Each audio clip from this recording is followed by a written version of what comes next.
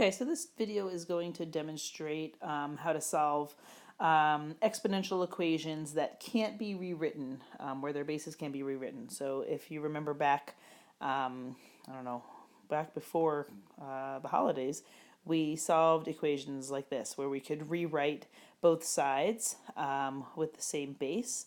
And so for example, this one we would have been able to rewrite as 3 to the third to the x plus 3 equals 3 to the second to the x plus 1, and then we could use our rules of exponents to solve those equations. The equations we see here now, we're not going to be able to rewrite like that, so we're going to have to use what we've learned about logs and properties of logs to be able to solve them. So we'll look at a couple of examples here. This is from the classwork packet that we didn't quite get to do in class. So I'll do the 3 examples that were on the front of that page, and then I'll choose a couple in the problem set to do as well.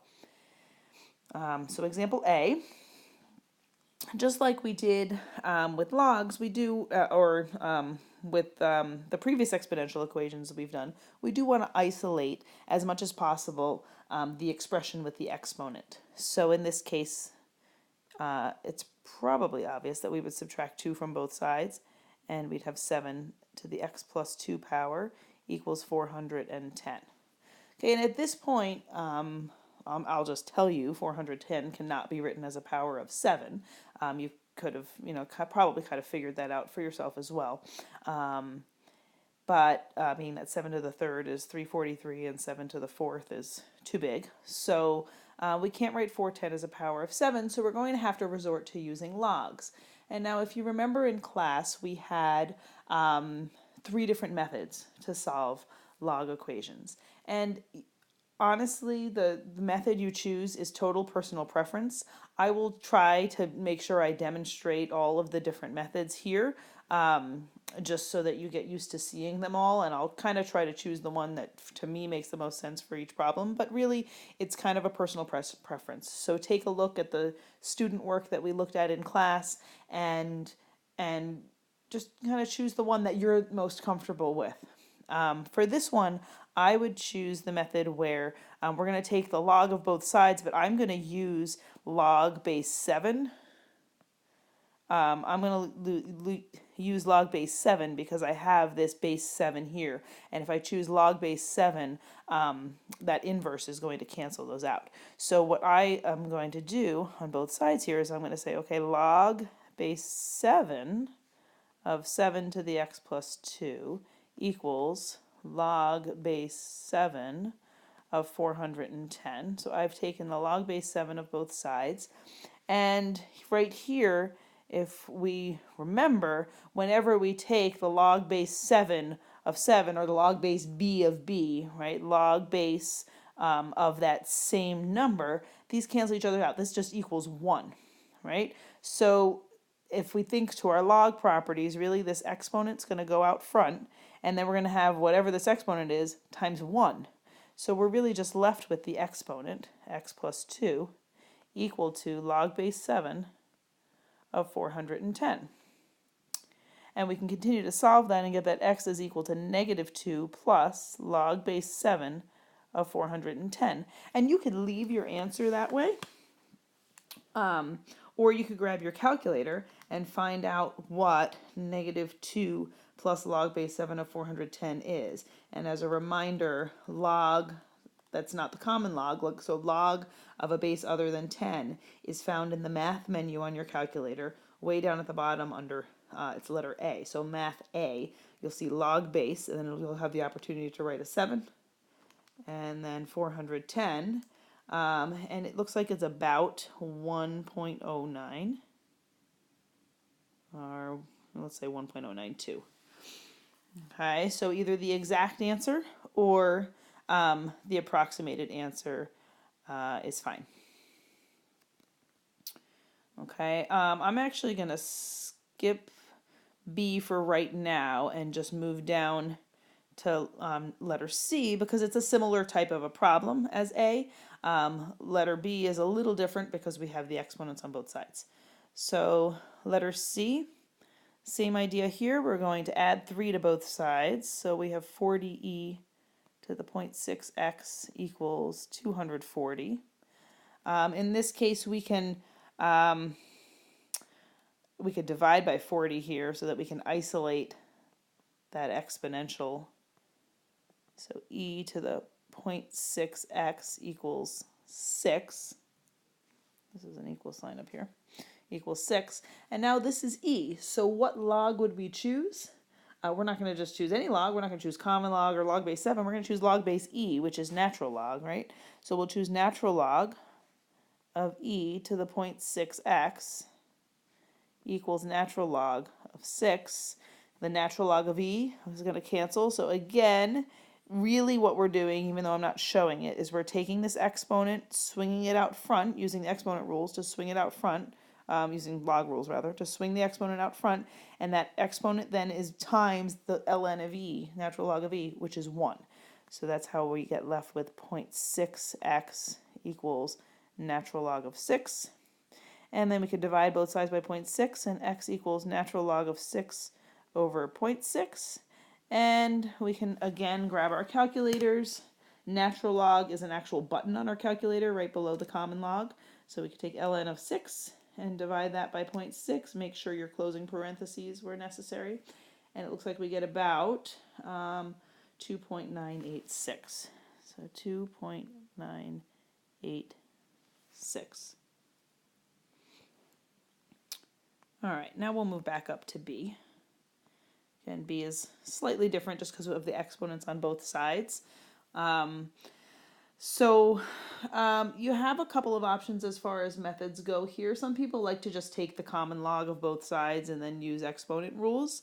Some people will choose to take like log base 5 because we have a base of 5 on one side. Some people will choose log base 4 because we have a base of 4 on the other side. I'm going to do it with the common log just to demonstrate that method. Okay, so we have no other choice here, right? We have these two exponential expressions on both sides. We cannot write them as common bases. So if we just take the log of both sides, now we can use our log properties to simplify a little bit. This is pretty ugly. So these equations get really ugly because you're dealing with like multiple logs, and you're dealing with, in this case, sometimes multiple instances of an x. So we're gonna have to swing this, use our log properties to move our exponents out front. Right? So we have x minus 2 times log 5 equals 2x plus 3 times log 4. All right. And I am going to gather all the x's on one side and the logs on the other. So I'm going to divide by log 5 to cancel that out. I'm also going to divide by 2x plus 3 to cancel that out, and I have to do it on both sides. So log 5 and 2x plus 3. So I end up with x minus 2 over 2x plus 3 equals log 4 over log 5. Now this is common log. Okay, so at this point my suggestion, and it looks like I'm going to run out of room here, but my suggestion would be to actually get numbers, like find out what log 4 is and what log 5 is, approximately. So, or even log 4 divided by log 5. If you want to do it that way. So log 4 is about 0.602, and log 5 is about 0.699. Okay, and so then you can use this as a cross multiplication. I'm going to have to find more room. So I'm going to actually go up here to the top and just rewrite this. So x minus 2 over 2x plus 3 is equal to 0.602 over 0.699. Okay, and now we're just going to cross multiply. 0.699x minus 0.699 times 2 is 1.398 is equal to 1.204x plus 1.806. Sorry for the mess here. 806. And then we're just going to solve that equation just for the sake of not making a huge mess. We end up with negative 0.505x equals 1.806 plus 1.398, 3.201. So that means x is approximately negative 6.3, about 6.34. Call it negative 6.34. I'm going to circle that. And again, we should check, okay, but it's in this case, it's okay. We've got this negative answer. If we go back to our original equation, right? If we go back to our original equation here, we're raising, the negative is in the power. So 5 to the negative something is equal to 4 to the negative something. That's going to be totally fine. So we can double check. If I go 5, let's see, 5 to, it's not going to be exact only because we've done some approximations. But if I do 5 to the negative 6.34 minus 2, which is negative 8.34, and if I do 4 to the 2 times negative 6.34 plus 3, I get pretty close to the same answer. It's like 1.48 times 10 to the negative 6. So that's pretty good. Okay, so let's look at a couple of the examples on the classwork. I'm actually going to stop this video and make it a completely separate video so that the file isn't huge when I have to transfer it. So I'll make a completely separate video of some of the problems on the classwork. Okay, let's take a look at number 5 and number 7. Number 5 and 8 happen to be like the exact same problem. So we'll do 5 and 7. The ones with E are like, so number 6 is very similar to number 5. It's just you're going to be using natural log instead of the log of another base. Okay, so number 5, I think we could see we were going to add 13 to both sides here. So 8 to the 4, 8 times 4 to the 6 minus 2x is going to equal 35 plus 13, which is 48. And then we're going to divide by 8 so that we isolate the exponential. And now we see we end up with a situation where we don't have any common bases here, so we're going to have to take a log of both sides. I'm going to choose to take log base 4 in this case as opposed to common log, just because, again, it's going to cancel out that 4 nicely.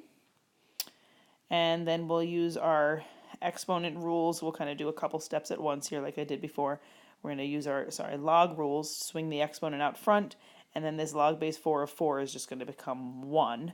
So we're going to be left on the left side with 6 minus 2x, and on the right side is log base 4 of 6. And then we're going to simplify, we're going to bring everything else over. I'm actually going to move the log base 4 of 6 over to the left and the 2x over here, so I'm not dealing with a negative 2x. Divide by 2.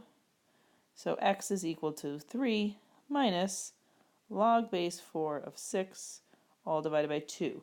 Now please note, this is not the same as log base 4 of 3, right? The log base 4 of 6 is a number. We could use our calculator to find out what that number is, and then we would divide that by 2. That's going to be very different than whatever the log base 4 of 3 is. So I'll actually do that calculation on my calculator. Again, the math menu, A gives me log base 4 of 6, and I'm going to divide the log base 4 of 6 by 2, and subtract that whole thing from 3. It looks like it's about 2.354.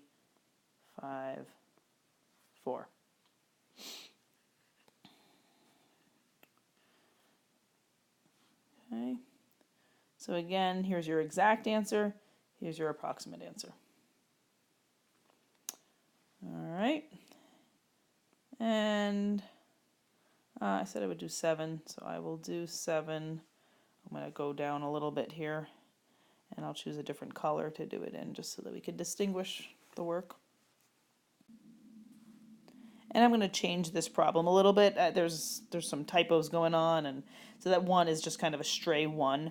And I'm going to get rid of that x squared as well, because that makes it not a very friendly problem. So we're going to solve the equation 7 to the 6 minus x equals 3 to the x. Okay, and for this one I'm going to choose just to take the common log of both sides for no particular reason other than I want to demonstrate both methods of solving. You could have taken log base 7 or log base 3, just like I mentioned before. So common log of both sides. Now we're going to use our exponent rules to, logarithmic rules, I keep saying that, log rules to swing the exponent out front. All right, so we have 6 minus x log 7 equals x log 3. And then we're going to just do some algebra to get all the x's on one side, 6 minus x over x, and the logs on the other, log 3 over log 7. Okay, and again, at this point, my suggestion is just find out what log 3 divided by log 7 is.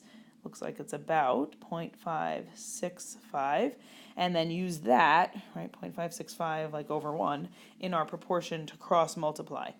Excuse me. So we're going to cross multiply here, right? 6 minus x times 1 and x times 0.565. So 0.565x equals 6 minus x. If I add x to the other side, 1.565x equals 6, and then x is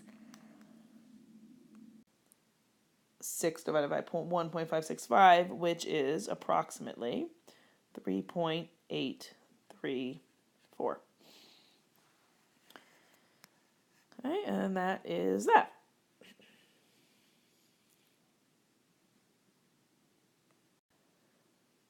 Okay, this last type of equation, this is definitely the highest level type of equation that you'll see. And they look scary, but I assure you they're not that bad. I'm going to just demonstrate number 10. And if you understand how to do them, that's great. If you have trouble with them, please don't worry about it at this point in time. But just for those of you that are looking for a little additional challenge, so again, I'm going to demonstrate number 10.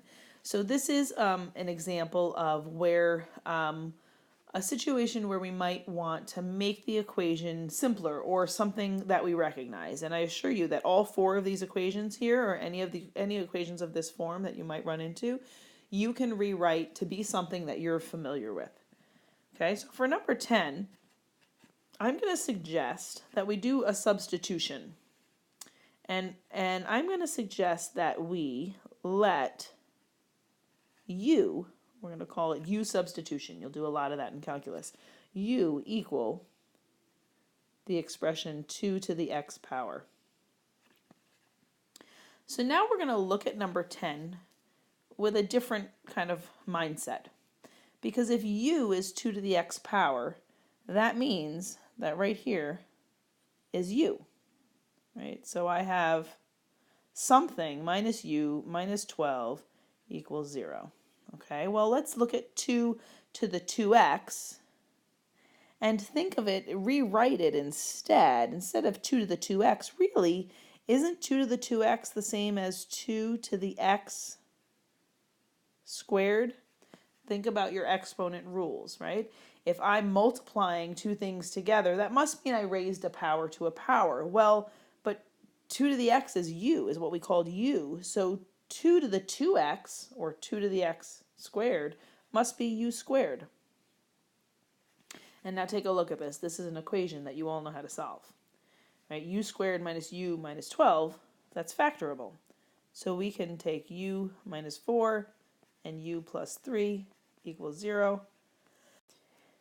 And we can get that u equals either 4 or u equals -3. But now be careful because the equation's not asking us to solve for u, it's asking us to solve for x, right? So we have to remember that u was equal to 2 to the x. So now we have to go back and say, okay, well, if u is 2 to the x, we have to kind of resubstitute. So that means either 2 to the x is equal to 4, or 2 to the x is equal to -3. Well, hopefully we all know right away that this is not possible, right? Because we cannot raise 2 to a power and get a negative number. So we don't even need to consider that option here. But 2 to the x equals 4 we can solve, and that's easy. That's just x equals 2. And there's our answer. So I'm not going to do 9, 11, or 12. If you feel like you're up to the challenge, take a look at them and use this method of u substitution and see what you can, possibly substitute for. How can you rewrite the equations you're looking at in 9, 11, and 12 in terms of some kind of common base? And good luck. We'll do more with this in class the next time as well.